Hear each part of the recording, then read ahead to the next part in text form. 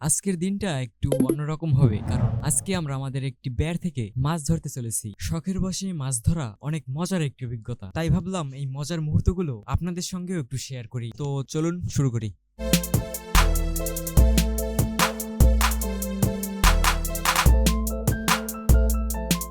Hello বন্ধুরা, কি অবস্থা সবার? কেমন আছেন সবাই? তো আশা করি সবাই অনেক অনেক ভালো আছেন। তো মাছ ধরার জন্য যাবতীয় যেসব জিনিস লাগবে, যেমন জাল, পাতিল, এগুলো নিয়ে এখন আমরা রওনা দিচ্ছি আমাদের বেড়ের কাছে। তো সম্পূর্ণ ভিডিওটি আমাদের পাশে থাকুন আর দেখতে থাকুন আমরা আজকে কতটা মাছ পাই।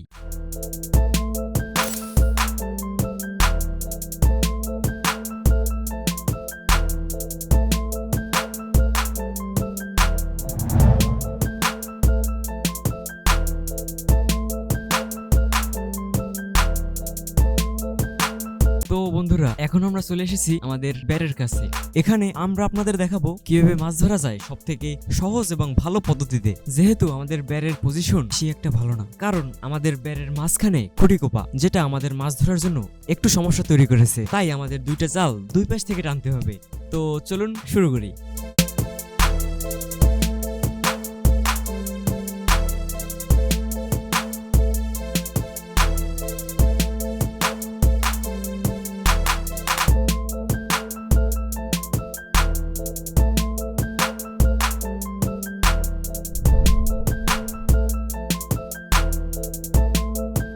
তো প্রথমবার জাল টান দেওয়ার পর সেরকম কোনো মাছ ওঠেনি এখন পর্যন্ত।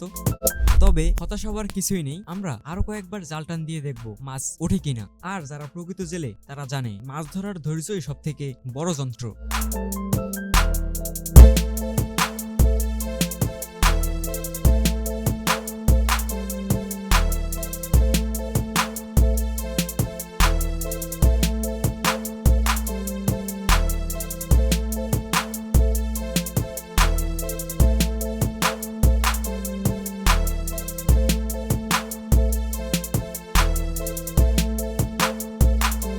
তো আরো বেশ কয়েকটি টান দেওয়ার পর অবশেষে জালের ওজন বাড়তে শুরু করলো। আমরা সবাই অপেক্ষা করছিলাম, হয়তো ভাগ্য এবার আমাদের দিকে তাকিয়েছে।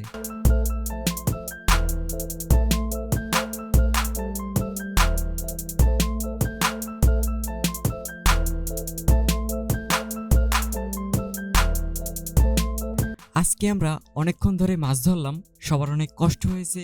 ভাবলাম এবার একটু তৃপ্তির দরকার, তাই আমরা সবাই মিলে ঠিক করলাম নিজেদের একটি গাছ থেকে ডাব পেড়ে খাবো। আর এত কষ্ট করার পর ডাব খেলে আমাদের খুবই ভালো লাগবে।